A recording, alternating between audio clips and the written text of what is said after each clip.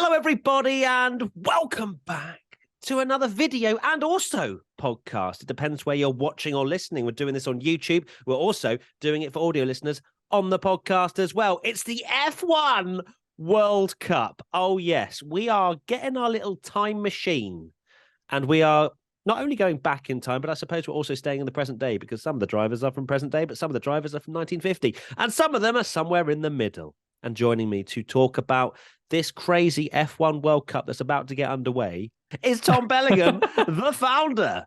Hello. Yeah, the England are at the Football World Cup, so we're now desperately trying to get England back in the World Cup, so we're doing a new one. That's pretty much it. Yeah, the copium is real right now. But yes, so we have broken it down into 16 countries. And I know for a fact we're live on Twitch at the moment, WTF1 Official, if you don't follow us already, that people are already like, why not him instead of him? And, well, tough. The field is... blame me. Yeah, exactly. It's blame Tommy. But the field is set. And I think what better, Tommy, than to run through who we've got for what team. And then we'll run you through the rules of how the races will unfold. Okay, so we needed 16 countries, of course, which is why some of them are split the way they are. And what I've done when we were trying to create them, basically, is we split them up into trying to get, obviously, as many world champions in there as possible, because it's kind of, you know, the best drivers from each country. Not every team you can have a world champion, so you occasionally have a race winner in there as well. So the teams... and also for the bracket, which we'll go into later, we've also seeded the teams. So this is the order of seeded in terms of most world titles. So Germany, we have Michael Schumacher and Sebastian Vettel. You'll all know them. A lot of world titles there. For England, we have Lewis Hamilton and Nigel Mansell. Now, there's obviously a lot of drivers we could have picked for England. Could have gone with Button, Hill, or whatever. But Nigel Mansell's won the most races out of those drivers, so we partnered him with Lewis Hamilton. Brazil, we've got Ayrton Senna and Nelson Piquet Sr. We've got Scotland in there. We've split the UK up so we can have more teams. And Scotland, of course. Well, just like the World Cup. In football, exactly. Right? Jackie Stewart and Jim Clark. Argentina, we've got Juan Manuel Fangio, five-time world champion, and Carlos Reutemann, who didn't win a world title, but came within 1 point of winning a world title. So he was almost there. France, we've got Alain Prost, four-time champion, and the most successful French driver after him was René Arnoux. Then we have Australia, where we have Jack Brabham and Alan Jones, so a three-time world champion paired with a single-time world champion. Austria, Niki Lauda and Jochen Rindt. Italy, Alberto Ascari and Farina, who both won their titles in the 50s. So we, of course, know loads about them. Finland, Mika Häkkinen and Kimi Räikkönen. Then we have the drivers where we don't have multiple title winners. We've got Spain, Fernando Alonso and Carlos Sainz. The Netherlands, we've got Verstappen and Verstappen, so Max and Jos. USA, we have Mario Andretti and Phil Hill, for those wondering, Hill, yes, not Damon Hill, not Graham Hill, but Phil Hill. Canada, we have Villeneuve and Villeneuve, again, father and son team. New Zealand, we have Denny Hulme and Bruce McLaren. And finally, we have Mexico, Sergio Perez and Rodriguez. I was trying to roll my R's then. I'm terrible. I'm sorry. Pedro Rodriguez. Pedro Rodriguez, a race winner. The first Mexican race winner. And of course, Sergio Perez, race winner for Mexico as well. So there we go. Well, there you go then. That is the rundown for the F1 World Cup. Now, to break down the rules and how we thought would be best to assess this, we didn't do it over the course of a whole season because the World Cup is not a whole season. It's knockout. It's exciting.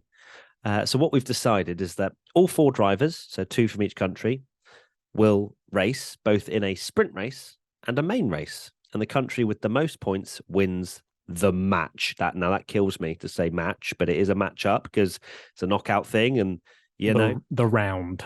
Also worth mentioning, there'll be a one-shot qualifying. So a one-lap quali to decide the grid, and then you have the sprint race, and then you have the main race. The sprint race will not decide the grid, in my opinion, right, Tommy? It's going to be... It's just separate races. Sprint and then a race, yeah. Yeah, so one-shot qualifying will determine both grids, essentially. So how the points are broken up, the sprint race, first is 4 points, second is 3 points, third is 2 points, and fourth is 1 point. And the main race... First is 10 points, second is 6 points, third is 4 points, and fourth is 2 points. Now we're not gonna go into, well, which spec of car are we going to run here, Matt? Because that is a little bit confusing. Because if it's a 1950s, Fangio's going to walk this. So it's just going to be more just based hypothetical on talent, records, drivers in their prime and stuff, and we'll just exactly go for it. Lovely. There's no correct answer. It's like the GOAT debate. So at the end of it, we'll all be cancelled, and we'll have a World Cup winner. Indeed. Winners. Someone already has put in the chat Poland, because their name is literally Kubica is the GOAT. Is their username on Twitch. I would have put that in, but it wouldn't have been fair because Kubica would have just clean sweeped it on his own. So yeah, only needed one driver, despite probably needing another one. And the reason for the points as well that we've given out is that it has to be a team effort. This is not just someone winning and the other driver getting fourth and they go through. It has to be because then it's just a GOAT debate, isn't it? Exactly, collective effort. So here we go then. We now move over. If you're live on Twitch, you'll see this wonderful bracket system that we've got going on. So the first round of 16 match we have is Germany versus Mexico. Michael Schumacher and Sebastian Vettel versus Sergio Perez and Pedro Rodriguez. Yeah, this one's not going to go too well, I don't think, if you're a fan of Mexico. I want them to proceed further than the round of 16. But one-shot qualifying, Schumi's on pole. I think, Schumi's on... no, actually, I think Vettel might get pole. Vettel on pole. Schumi's not a pole man, is he? I can't believe... Is it 58 poles is all he got in his career? Yeah. Just considering how much he dominated. 58 poles in his career, Schumi. But I'll happily allow him to be P2, Vettel P1, Perez third, Rodriguez fourth. 68 poles, sorry. 68, sorry. 68 poles and 91 wins. Yeah, the ratio is crazy. My bad. I'm supposed to be a Schumi fanboy. 68 poles. If anyone have seen that TikTok, I had memorized it before. But yeah, okay. So I think it's going to be a pretty much clean sweep, in my opinion. Vettel pole, Schumacher's second. I don't know enough about Rodriguez as a driver. I know he was a great driver in his day, and was unfortunately killed at the age of 31, so still had a lot of his career left. But I would say, realistically, we're looking at, I think it's a Germany 1-2 in everything here. In every session, as well, the world titles that they've won, the multiple race wins. So yeah. Do we need to go into the results, or are we just going to... No, I think this one's very much a clean sweep. I just wanted to say that Schumi won both the sprint and the main race, because copium and all that good stuff. So I think it's clear to say that Germany will proceed through to the quarterfinal there. Next up, you have Australia versus Finland. So for Australia, we have Brabham and Jones up against Mika Hakkinen and Kimi Räikkönen. Now, this one's a very intriguing one. Australia have more titles, but do they have the better collectively drivers? 26 wins between Brabham and Jones. And then you look to Finland, and Kimi Räikkönen has 21, Mika Hakkinen 20. So a lot more race wins. More races in their era, I guess you could argue that one. But I think for me, Mika Hakkinen and Kimi Räikkönen are two of the fastest drivers I've ever seen race. It's Kimi, prime Kimi's taking pole here, and with Hakkinen. I mean, well, I think it'd be those two battling for pole because the speed of those two is just crazy. For me, I don't want to disrespect Jack Brabham's name here. It's difficult. I would also maybe argue, and I know I'm trying not to disrespect the achievements of years and years gone by, but also the competitiveness of motorsport these days, I would argue, is so much higher than what it was back then. So for me, I'm still gonna stick with Finland. I've got recency bias. I'm not gonna pretend I don't. For me, like being able to get to the top of Formula One now, in my opinion, is a lot harder because you have to go through so many categories. There's thousands of people doing it. You have to be the peak of, fitness, performance, everything. And that's not to disrespect the drivers of yesteryear. Do we do a poll? I mean, No. for me, no, we're just going for it. Finland. This is only the round of 16. We're going to be here a while otherwise. Yeah, true.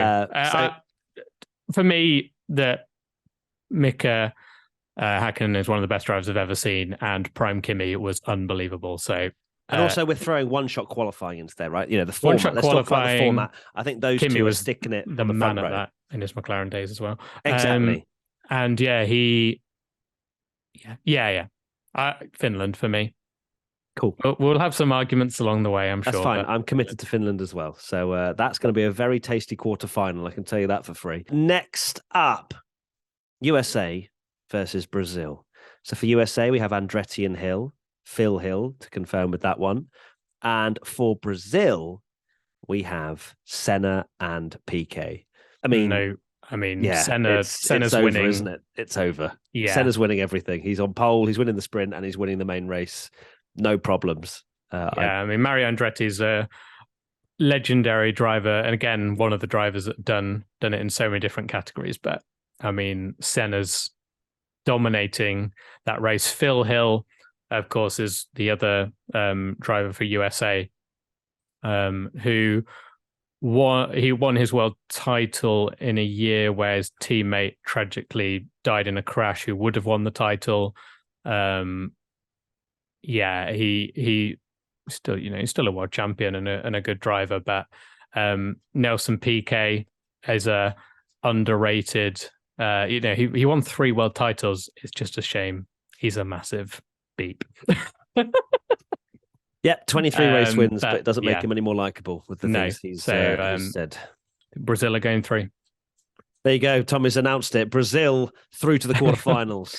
And for that next part of or side of the draw, it's Italy, which is Ascari and Farina versus Spain, which is Alonso and Sainz. Now, of course, not every single driver here is a world champion because not every country has fielded 2 or had 2 world champions in their history.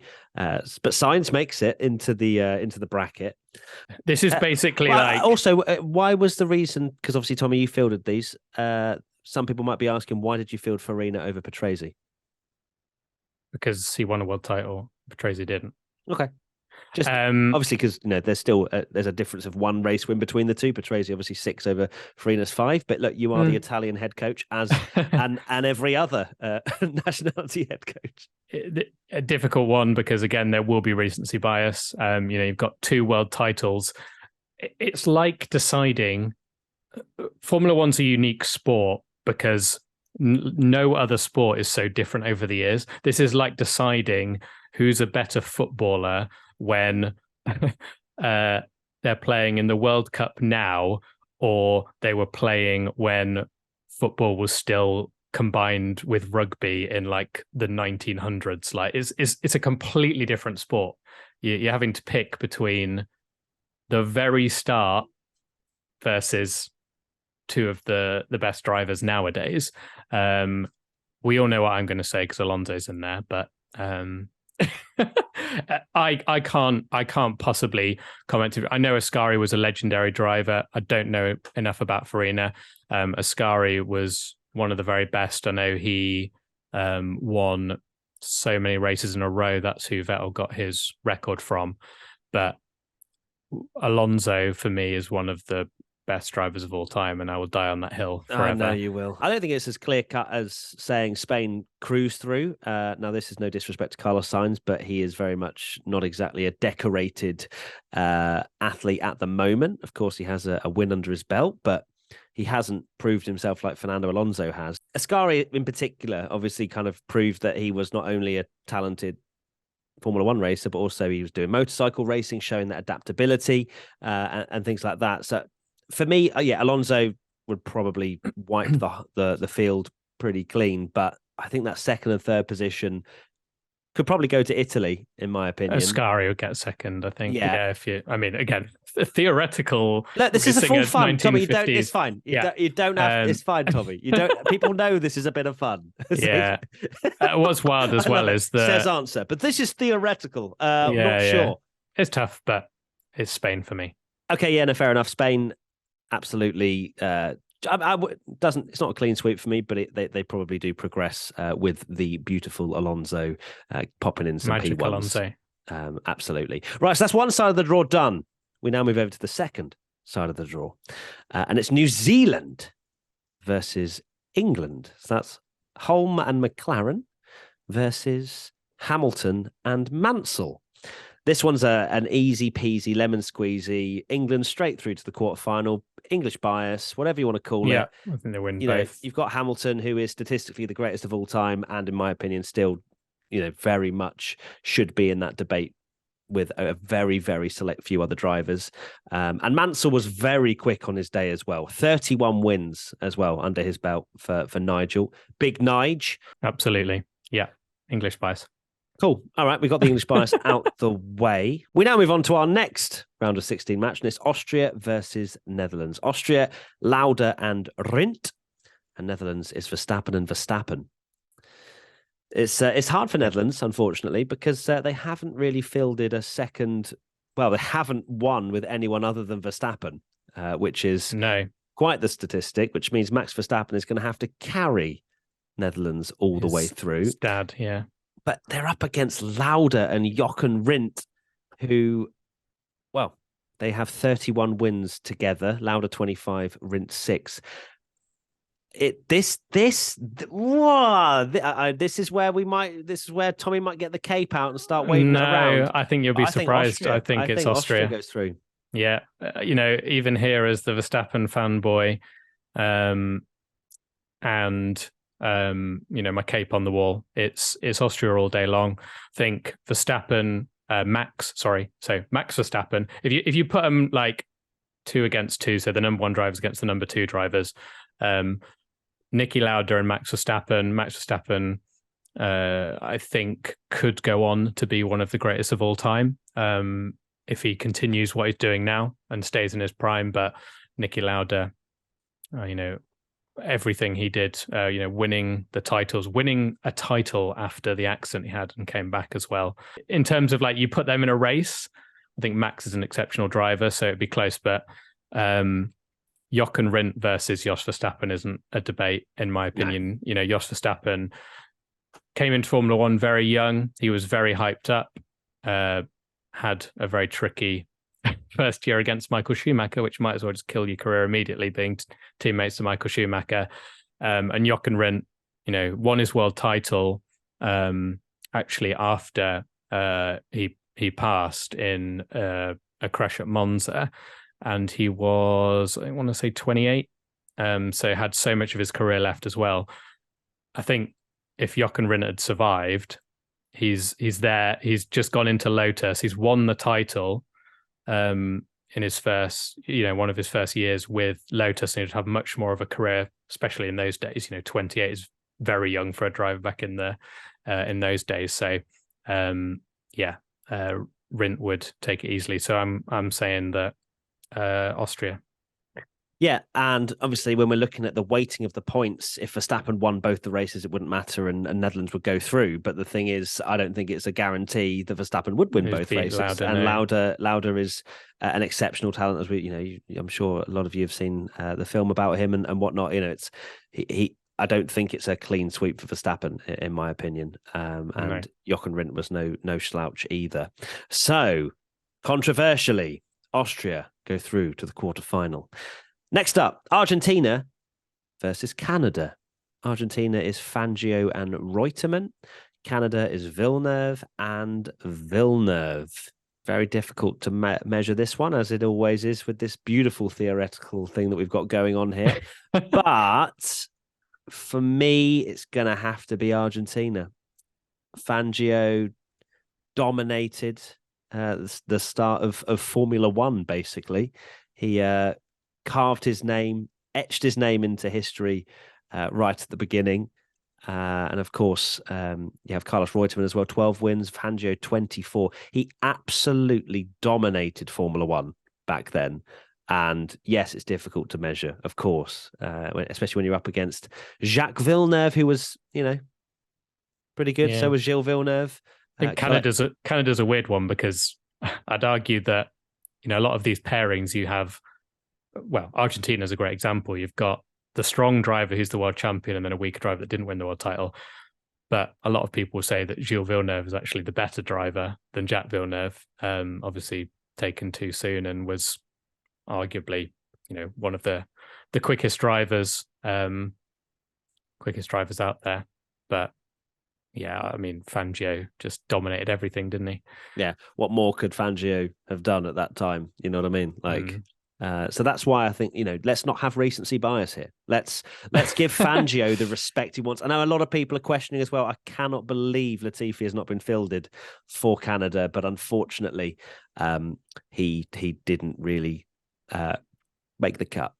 Yeah, so I think Gilles Villeneuve maybe even would, dare I say, beat Fangio to pole, and then probably I don't think he'd win the race. Might win the sprint or something because he's just like they were very much a win it really or bin quick. It, right? Yeah, 100%. He was both of them were. Both of them, to be fair. Yeah, you're very true. Whereas Fangio's a more calculated. Just got everything he needed to do to win the title, be it dominate or step into his teammate's car, which was a very odd thing that happened in the 50s, where you could just take over your teammate's car when they retired and go, thank you very much.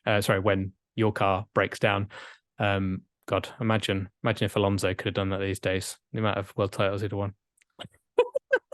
So I would actually back in this matchup that the Villeneuve family would win the sprint race 1-2, but for the main race, obviously longer, they'd both crash out. Yeah, maybe. Yeah. Argentina goes through to the quarterfinal, and the final round of 16 is France versus Scotland. France, Prost and Arnoux versus Scotland, which is Stewart and Clark. This is an interesting one. A lot of old school drivers there. France, they have a very weighted one drive, whereas I think Scotland have two potential, top 10, 15 drivers of all time, whereas Arnoux probably not in the top 50, if not more. I know won a few races, but because that's interesting, obviously, because Prost has won 51 races, I think it was, which is 4 titles. A lot of history there. Stewart and Clark. Stewart 27, Clark 25 race wins. So that's one more overall than what Prost managed. And I think this is, again, one of those cases where Prost probably wouldn't walk the entire thing, which would then allow for me to think, right, Scotland I think Jim Clark could be up there anyway. I think Jim Clark is considered to be one of the best of all time in terms of, again, another person that's career ended far too soon when... just as the point where he was sort of dominating. I know that I looked and I saw one of the records he had. I know it's a little bit skewed because you have drop scores and things, but one of Jim Clark's records is that he actually got 100% of the possible championship points in a season in 1963 and 1965. Yeah, that's Scotland all day. Scotland go through. Arnie. Yeah, Scotland go through. So a big, I suppose, decorated driver in Alain Prost out of the F1 World Cup. This show is sponsored by BetterHelp. Unfortunately, life doesn't come with a user manual. So when it's not working for you, it's normal to feel stuck. Navigating any of life's challenges can make you feel unsure, whether it's a career change, a new relationship, or becoming a parent. Therapists are trained to help you figure out the cause of challenging emotions and learn productive coping skills. I myself have had therapy in the past, and I 100% recommend it if you just feel like life is weighing you down. As the world's largest therapy service, BetterHelp has matched 3 million people with professionally licensed and vetted therapists available 100% online. Plus, it's affordable. Just fill out a brief questionnaire to match with a therapist. If things aren't clicking, you can easily switch to a new therapist anytime. It couldn't be simpler. No waiting rooms, no traffic, no endless searching for the right therapist. Learn more and save 10% off your first month at betterhelp.com/WTF1. That's betterhelp, HELP.com/WTF1. These days, every new potential hire can feel like a high-stakes wager for your small business. You want to be 100% certain that you have access to the best qualified candidates available. That's why you have to check out LinkedIn Jobs. LinkedIn Jobs helps find the right people for your team faster and for free. It's incredibly easy to create a free job post on LinkedIn Jobs. Once you've done that, you can add your job and the purple hashtag hiring frame to your LinkedIn profile to spread the word that you're hiring. Simple tools like screening questions make it easy to focus on candidates with just the right skills and experience, so you can quickly prioritize who you'd like to interview and hire. We all know if you're running a small business, it's incredibly important to finish the year strong with the right team member. And it's why small businesses rate LinkedIn Jobs #1 in delivering quality hires versus leading competitors. LinkedIn Jobs helps you find the qualified candidates you want to talk to faster. Post your job for free at linkedin.com/WTF1. That's linkedin.com/WTF1 to post your job for free. Terms and conditions apply. The first quarterfinal, Germany versus Finland. So just to remind you, it's Michael Schumacher and Sebastian Vettel versus Mika Hakkinen and Kimi Räikkönen. Now, what a quarterfinal that is. But it's Germany. Thank you very much for coming to my TED Talk. Unbelievable. Yeah, that is an incredible lineup. You've actually got, I know they weren't directly in competition. You could argue they're friends, but Kimi and Vettel obviously raced against each other. And then Schumi and Hakkinen, of course, were great rivals as well. So, yeah, a very tasty lineup. But I think as well, it's probably worth mentioning, and again, this is probably recency bias, but in a bad way for Kimi Räikkönen. So a lot of people remember Kimi for the last few years of his Formula One career, where he was a bit washed. He was probably just having a booze up most weekends, just chilling out, driving an F1 car and getting a paycheck. But Kimi Räikkönen on his day back at McLaren, he was sensational, and he really did take it to Michael Schumacher.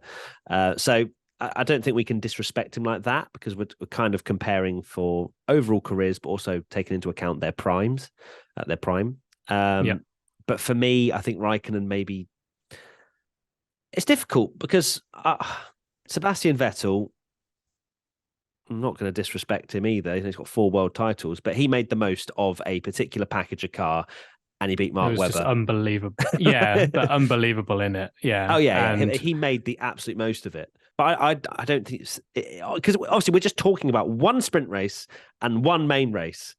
And if Kimi Räikkönen rocks up in his prime, he's looking good, isn't he? Yeah.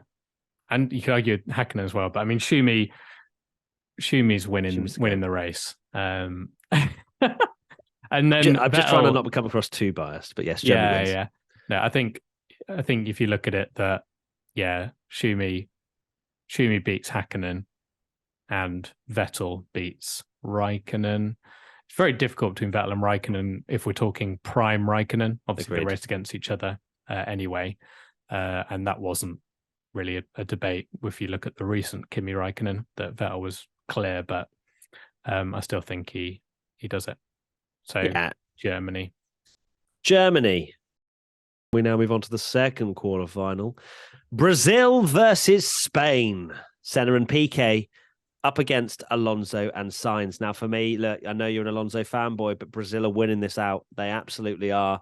Alonso, I don't think he clean sweeps the likes of Senna and Piquet in both the sprint and the main race. Sainz will finish 4th in both of those races. I'm sorry, Carlos, but it's going to have to be, for me, Brazil going through to the semi-final, no questions asked. Well, no, I think Alonso clean sweep. No, I'm joking. It's definitely Senna's there getting the definitely pole, definitely sprint race. probably the win as well. And then, Alonso, I think, is getting second there. But Sainz is... No, I want to be fair to Sainz. He's letting the team down. But at the end of the day, he's just starting his Formula One career. You never know what he might go on to do. But you can't really compare Sainz to two three-time world champions. It's a no-brainer. For me, it's like, Senna's winning, Alonso's second, Piquet's third, and then Sainz is not getting near them. It's going to be Brazil going through to the semi-finals. Now to the other side of the draw. The next quarter-final. England versus Austria. So Hamilton and Mansell versus Lauda and Rindt. England are through. Thank you very much. Yes, I think Hamilton... I think they are. Mansell, I think, is... For me, I feel like Mansell maybe lets the team down a little bit. But then when you mentioned about the number of wins and stuff, maybe, he's a bit underrated. And I think the fact that he won all those races, I know he had a dominant car when he won his title, but he won all those races against the likes of Prost, Senna, and Piquet in the peak of their careers, which I think is incredibly impressive. So, I think England go through. Got to make it to one semi-final, haven't we? Hey. I do agree. Mansell, obviously, anyone going alongside Hamilton is going to look like letting the team down slightly when you've got the records that Hamilton has, 103 race wins. But on the other side, you have to say that Jochen Rindt is probably letting the team down as well with 6 drivers. Some people might be screaming, where's Gerhard Berger? Those 10 race wins, he could have... No, neither of them would have really helped the situation against England, in my opinion. No, Rindt's better anyway. Like, had more of a peak and would have gone on to... no doubt would have gone on to do amazing things. I think this would have been a lot... it's all theoretical, isn't it? But had Jochen Rindt lived out a full life, a full Formula One career, he might have even had, 4 or 5 titles, and we'd be sending Austria through, but tragically didn't happen. But I think Hamilton, with his 7 titles, carries a lot of the weight here to put them through. Does indeed. England through to the semi-finals. It's coming home, and finally, the last quarter final is Argentina versus Scotland. Fangio and Reutemann up against Stewart and Clark. I think it's Scotland. I think this Reutemann lets the team down more, where Scotland have 2 properly good drivers. Jackie Stewart's got more titles, but I know a lot of people believe that UK bias, but that believe that Jim Clark. It's so hard to compare eras, but you look at a lot of top 5, top 10 lists, and people, they're putting Jim Clark as the greatest ever. I feel like, correct me if I'm wrong, but I'm sure Ayrton Senna maybe even idolized Clark as well and thought he was one of the best of all time as well. So I think Scotland go through, because I think Clark would give Fangio a race for first, and then Jackie Stewart's clear of Reutemann. Not top. That's my logic in your book. I agree. I think the Stewart and Clark combination is such a strong one that you're not saying either of them are really the weak link. As you say, Jim Clark, very much seen by a lot of people as potentially even the greatest of all time. Of course, we don't have the records to be able to compare it directly, but it's still 25 wins for him, 27 for Jackie Stewart. Reutemann, definitely seems like the weak link for Argentina. And also, you then question Fangio, could he beat Clark on his day? Who knows? But I think a lot of people are leaning more towards Clark winning that. So Scotland make it through to the semi-finals. Yes, Scotland are through to the semis, and what a semi-final we've got between England and Scotland coming up. But first and foremost, we move to the first semi-final on the left side of the draw. Germany versus Brazil. So Schumacher and Vettel versus Senna and Piquet. I am This is backing my spicy. boy to the hill here. Michael Schumacher is having a clean sweep. No, it's difficult, right? Because we've broken this down into sprint and main race. And I feel like now that we're in the semi-finals, we get into actual first, second, third, Actual fourth points for and both then sprint get the and main. points. Okay. Okay, fair. So for one-shot qualifying, we're going to say that Senna's on pole. Definitely centre pole. We're then probably going to say Vettel. I mean, look, Schumi was no slouch. He wasn't. I know we let Vettel have one of the better grid positions, but I feel like Schumi in clutch situations.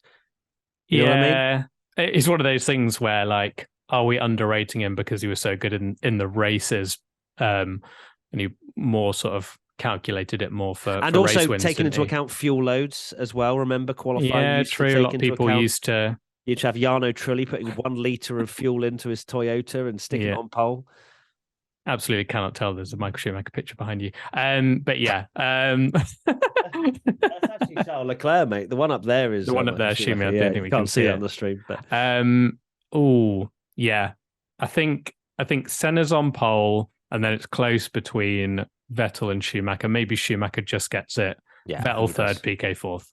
Okay, and then we move to the sprint race. So I think Senna would win. Senna wins the sprint. I think Senna would win the sprint. There's not enough time for Schumacher to do one of his masterclass strategies.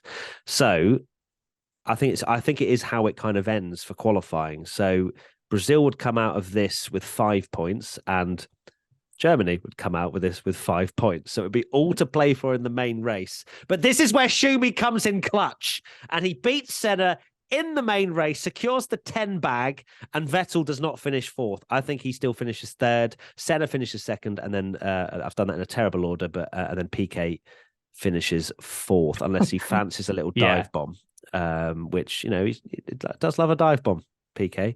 But it's still, he's still getting the. I think Schumi wins this, which is bringing home the big points, isn't it? Schumi's winning, Senna's second, Vettel third, PK fourth, which I believe puts Germany through.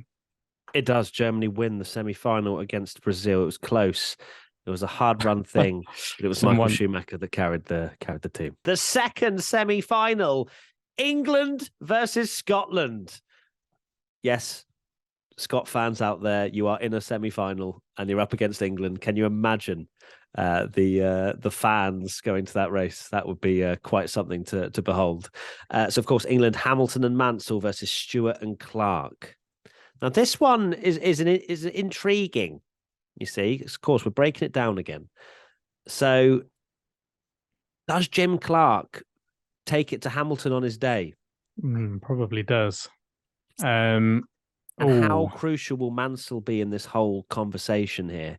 You did say earlier, Mansell, maybe he's the weak link, but 31 wins in an era that was so competitive.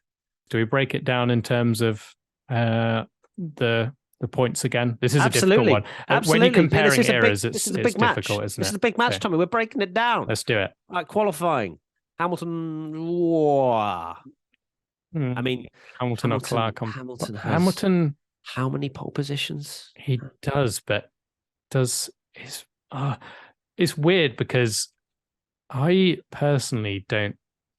Is it fair to say Hamilton's not? No, he is a quality specialist, but then also he's not. That's because 103. I know, but he's had a very dominant car, whereas I think he's better in the races. But like, he turns up when he obviously has a decent car and just sticks it on pole and says thank you very much. And I don't think we can turn around and say Lewis Hamilton is not a pole, like a qualifying specialist. Yeah. I guess Bottas was just very good, wasn't he? At pole and not a lot else. Sorry, Bottas. Yeah. Okay. Hamilton or Clark get pole. This is really hard. Difficult. I think I'm just going to commit with a Hamilton pole position, Clark second, and then it's Mansell versus Stewart. Mansell's quicker in a quicker driver, maybe Stewart better in the race. So I reckon. Okay, so Mansell third, Stewart fourth for qualifying. We now move to the sprint race. I think Hamilton secures P1. Yeah. Ahead of Clark. Ahead of Mansell. I think Mansell gets beaten by Stewart in the race. You reckon? Yeah. Ooh, okay. So that's even now. It's even going into the main race. And then it's would Hamilton beat Clark in the main full race? By statistics, you've got to back him. Yeah. It's so oh yeah.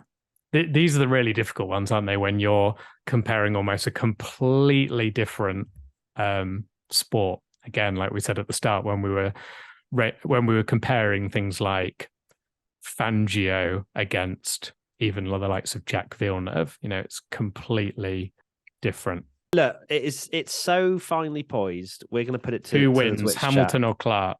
No. Who wins? We're England just or gonna. Scotland? Okay, Who wins? Okay. England, Scotland. England, Scotland. Here we go. Right, the poll is up to the viewers now. You can't blame us. We have put the poll to chat. Who wins out of England and Scotland? And right now it is. Oh wow! Oh, it was changing. So close. Oh, it's changing a lot. 53, 47, 49, 51, 51 49. right now. England are behind.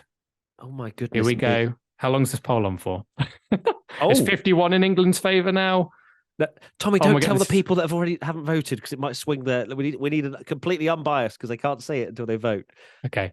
Oh my god, this is so close. 3, 2, 1. Okay, the poll is done. There was only 10 votes in it, but England beat Scotland. 52% of the vote went to England. Wow, that was a close run thing, Tommy. I'm glad we left it up to the viewers on Twitch chat because I was finding it difficult, and I'm glad everybody else was finding it difficult as well. Here we go then. The F1 World Cup is going to be decided in the final between Germany and England. To remind you all, for Germany, Michael Schumacher and Sebastian Vettel up against England, which is Lewis Hamilton and Nigel Mansell. Okay, my thoughts first and foremost here, right? This for me is an easier decision than potentially what England and Scotland were. It's Germany all day long. Germany have won the F1 World Cup. Thank you very much. Like, it has to be. We will put it to Twitch chat. We will ask them to decide fully. But for me, Germany win this one. Michael Schumacher, Sebastian Vettel are much more. They're more decorated, and also I think they're a stronger duo than Hamilton and Mansell. And if you're a Nigel Mansell fan, I'm sorry, but I feel like he lets down the team for England. Germany win the World Cup. Tommy, what do you think? This is a very interesting one because essentially you've got quite similar drivers. I know Vettel's won 4 titles and Mansell's won only the 1, but Mansell was, had some stiff competition. He finally got into a sort of a championship winning car in that Williams. Like Vettel, a newly designed car that absolutely dominated in the year and made the most of it. So Vettel and Mansell in their primes, I would say, is fairly close-ish. And then Schumacher and Hamilton are essentially the 2 7-time world champions, the 2 people that people have the GOAT debate over.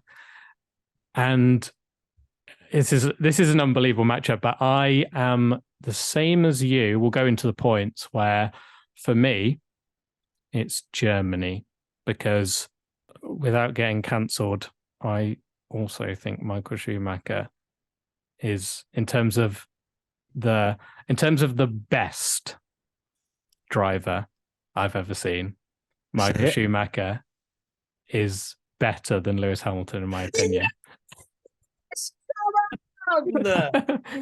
and I think, even though it's really close, for me, like, prime Vettel's better than prime Mansell. So Schumacher was unbelievable. I mean, I think there's maybe a bit of a bias from like childhood watching him be the best, but yeah, it is obviously difficult to compare, and this has been the whole point of this F1 World Cup. It's a bit of fun, but for me, not only that, but if we're talking about the GOAT debate as well, as of course this is a natural conversation to have, Schumacher built teams from the ground up as well. Like when he went to Ferrari, they were dog.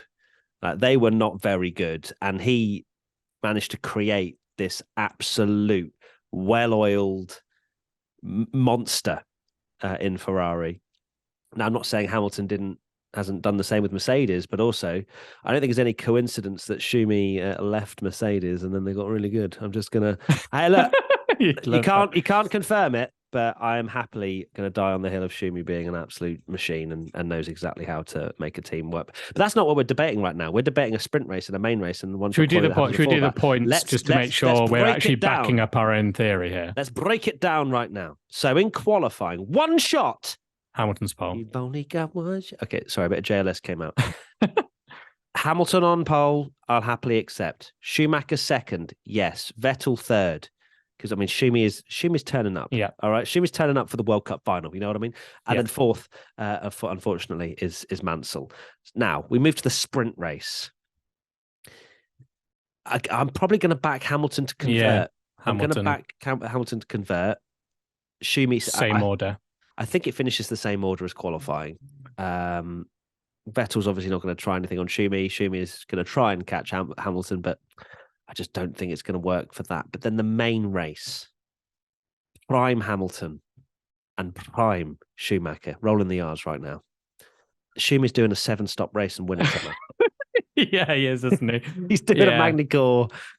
I think Hamilton wins the sprint, but Schumi wins the main race. He's for me, I've never seen a better race driver than Michael Schumacher in terms of winning a race, whether like you joke, but you know, whether it's doing a 4-stop strategy, and you can say that, and again, we have to go into like, oh, is Ross Brawn with him as well?